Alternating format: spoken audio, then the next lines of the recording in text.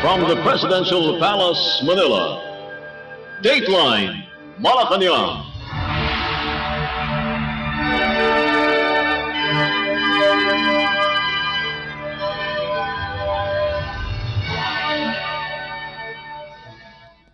Good day. This is Dateline Malacañang and here are the news. Malacañang on Wednesday announced that Philippine President Ferdinand R. Marcos Jr. has approved the creation of an interagency council that will govern the adoption of Program Convergence Budgeting or PCB approach for livelihood and employment programs. In a news release, the Presidential Communications Office or PCO said the President designated Labor Secretary Bienvenido Laguesma to lead the Interagency Council for PCB. The creation of the council was proposed by the Department of Budget and Management or DBM and was approved by the President during a sectoral meeting in Malacañang on Tuesday, according to the PCO.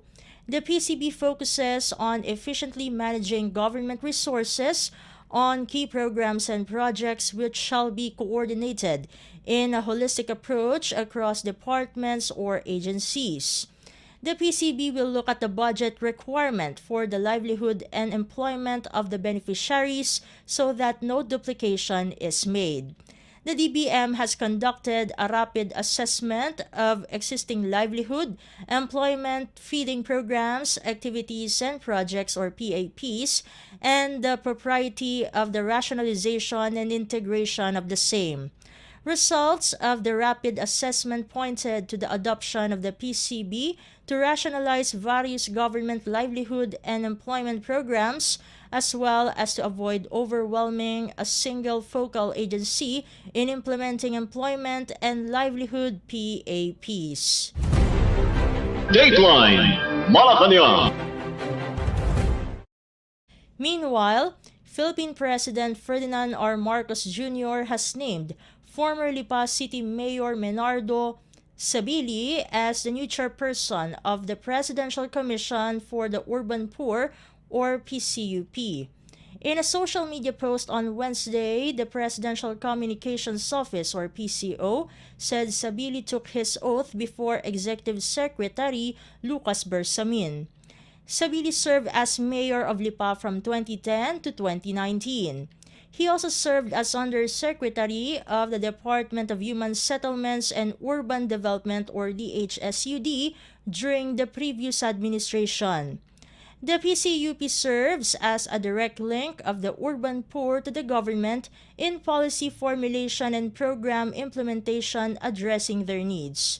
It also coordinates and monitors the implementation of government policies and programs for the urban poor as well as accredits legitimate urban poor organizations for representation in the formulation of recommendations relative to the sector.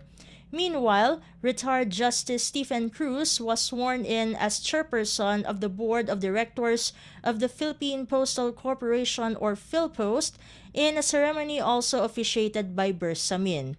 Members of the PhilPost board recently re-elected Cruz as chair of the Board of Directors. Dateline Malacañang.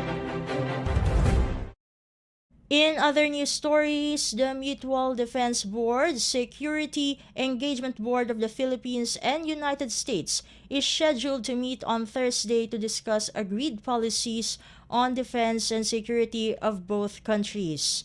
The meeting will be held at the Philippine Military Academy or PMA in Baguio City, which will be led by Armed Forces of the Philippines or AFP Chief of Staff General Romeo Bronner Jr. and United States Indo-Pacific Command or US Indo-PACOM Chief Admiral Samuel Paparo.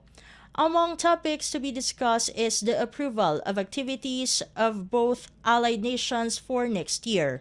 To recall, Department of National Defense or DND Secretary Gilberto Teodoro Jr. said that one topic which is expected to be discussed in the meeting is the definition of an armed attack that may trigger the Mutual Defense Treaty or MDT of both countries. According to the AFP, the activity will strengthen the long-standing relationship between the Philippine and U.S. militaries and their perseverance to promote a free and open Indo-Pacific region. Dateline Malacañang. Story, the National Maritime Council or NMC believes that it is about time the Philippines and the United States or US review their over 7 decades old Mutual Defense Treaty or MDT to make it more responsive to the modern security landscape. The MDT, signed in 1951, dictates that the Philippines and the US would support each other if attacked by an external party.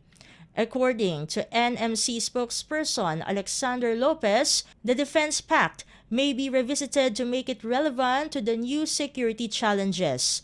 On Tuesday, Defense Secretary Gilberto Teodoro Jr. said the interpretation of the MDT, especially the provision regarding an armed attack, must be tailored and broadened for it to become more responsive to China's illegal activities in the West Philippine Sea or WPS. Meanwhile, Lopez also belied China's claims that Filipino personnel fell overboard and were rescued by the Chinese Coast Guard or CCG following an incident at Escoda Shoal over the weekend. According to Lopez, the Philippine Coast Guard or PCG has evidence that the Bureau of Fisheries and Aquatic Resources or BIFAR vessel, the BRP Datu Sanday, encountered aggressive and dangerous maneuvers from multiple CCG vessels while en route to Escoda Shoal, a coral reef formation just some 70 nautical miles off mainland Palawan and is deep within the Philippines Exclusive Economic Zone or EEZ. He also denied that it was BRP Datu Sanday that intentionally rammed the CCG vessels as claimed by China. The NMC spokesperson also said that it is not sensible that BRP Datu Sanday, a smaller vessel compared with those deployed by the CCG, initiated the skirmish. Dateline Malacañang. Meanwhile, the Philippine Office of the Solicitor General or OSG is studying if there is a need for a law to recognize and implement the 2016 Hague ruling on the West Philippine Sea or WPS. According to Solicitor General Menardo Guevara, even though the Supreme Court have policies with regards to the international ruling, however, this refers only to private issues like divorce or directives related to money, but there are no public international laws like territorial disputes. In relation to this, Guevara is doubtful if the Supreme Court will decide on the Hague ruling, which is clearly political. The Solicitor General insisted that instead of bringing it to the Supreme Court, it is better for Congress to create a law like what was done with the Maritime Zones Bill and Archipelagic Sea Lanes Bill. Senate President Chis Escudero earlier said if the Supreme Court will decide on the arbitral award, the following administrations should follow it. Dateline Malacañang. In the meantime, the Philippines is open to the possibility to undergo a maritime cooperative activity along with Spain. This was conveyed by Department of National Defense Secretary Gilberto Teodoro Jr. to newly designated Spanish Defense Attaché to the Philippines, Colonel Santiago Martin Sanz, in introductory call at the DND headquarters in Camp Aguinaldo. During their meeting, topics discussed are courses in Spain that are open to members of the Armed Forces of the Philippines or AFP and other opportunities for the cooperation on capacity building. Secretary Teodoro proposed the exchange of information on military engineering to improve the AFP's technical capabilities on disaster response. The Secretary thanked the support that Spain has given to the Philippines amid the current situation in the West Philippine Sea or WPS and said the Philippines is open for possible port calls of Spain's warships in the future. Dateline Malacañang. Still on the DND, Philippine Department of National Defense or DND Secretary Gilberto Teodoro Jr. sees stronger defense ties between the Philippines and Vietnam with the coming visit of his Vietnamese counterpart. Secretary Teodoro said Vietnamese Defense Minister General Phan Van Giang would be in the country on Friday to sign defense cooperation agreements between Manila and Hanoi. Teodoro added that the agreements can help in building the momentum for cooperation between the two countries' defense and military sectors. During the open forum of Tuesday's 35th International Military Law and Operations Conference held at the Manila Hotel, Teodoro said Vietnam was one of the countries Philippine President Ferdinand R. Marcos Jr. visited in order to forge greater ties and relationships. The DND Secretary also called for more international support for the Philippines to promote a rules-based international order in the West Philippine Sea or WPS. He also emphasized that the Philippines is not merely upholding its own sovereignty and sovereign rights, but is a test case for the agreed interpretations of the civilized world of what is international law, particularly the law of the sea. Teodoro said that nations should adhere to the tenets of international law, especially the United Nations Charter, amid regional security challenges. Dateline Malacañang. In other news, 16 overseas Filipino workers or OFWs that were evacuated from Lebanon have returned to the country on Wednesday. According to the Department of Migrant Workers or DMW, the OFWs arrived at the Ninoy Aquino International Airport or NAIA Terminal 3 on board Emirates Flight EK332. The OFWs voluntarily availed the government's repatriation program due to the rising tensions in Lebanon. The 16 OFWs received financial assistance worth 75,000 pesos each from the DMW and Overseas Workers Welfare Administration or OWA and an additional 20,000 pesos from the Department of Social Welfare and Development or DSWD. As of the latest, OFWs who returned to the country from Lebanon reached 305, which started since the conflict between Israel and militant group Hamas erupted in October last year. Dateline Malacañang. On the DMW, the Philippine Department of Migrant Workers or DMW has renewed calls on Filipinos targeting to work overseas to verify first with the department any job offer to avoid being victimized by scammers and human traffickers. DMW Undersecretary Bernard Olalia made the call in a Bagong Pilipinas interview on Wednesday after 52 Filipinos who were victims of illegal recruitment and human trafficking were repatriated from Laos. Olalia said 75 victims of human trafficking in Laos who sought help from the Philippine government and 52 of them have been brought back to the country. The Undersecretary said they were promised jobs as customer relations officers in Laos only to be exploited after getting there. He said the modus operandi is still the same as in the past, thus the need to be more vigilant against illegal recruiters. Upon their arrival, the victims were given immediate assistance, including psychosocial services, financial, and legal aid. Dateline Malacañang. In other news stories, the Philippine Department of Health or DOH has recorded 2 more cases of Mpox, formerly monkeypox, 1 each in the National Capital Region or NCR and Calabar Zone, bringing the total active cases to 5. In a news release, the DOH said both cases have the milder MPXV clade 2, consistent with earlier findings of local transmission of the variant. Details on the intimacy of the skin-to-skin contact is still being verified. To date, the country has logged a total of 14 cases since July 14, 2022. 9 cases have long recovered since 2023, while 5 are active cases with symptoms being treated.